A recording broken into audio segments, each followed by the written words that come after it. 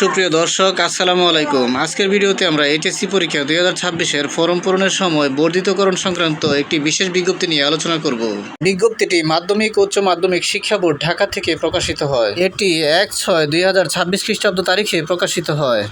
এতে বলা হয় যে এত দ্বারা সংশ্লিষ্ট সকলের অবগতির জন্য জানানো যাচ্ছে 2026 সালের এইচএসসি পরীক্ষার বিলম্ব ফি সহ ফর্ম পূরণ আগামী 15/6/2026 তারিখ থেকে 16/6/2026 তারিখ পর্যন্ত বর্ধিত করা হলো এবং সোনালী সেবার মাধ্যমে ফি পরিশোধের সর্বশেষ তারিখ 16/6/2026 নির্ধারণ করা হলো।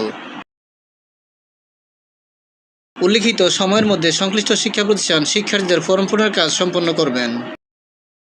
তাহলে এ ছিল এইচএসসি পরীক্ষা 2026-এর ফর্ম পূরণের সময় বর্ধিতকরণ সংক্রান্ত বিশেষ বিজ্ঞপ্তি নিয়ে আলোচনা।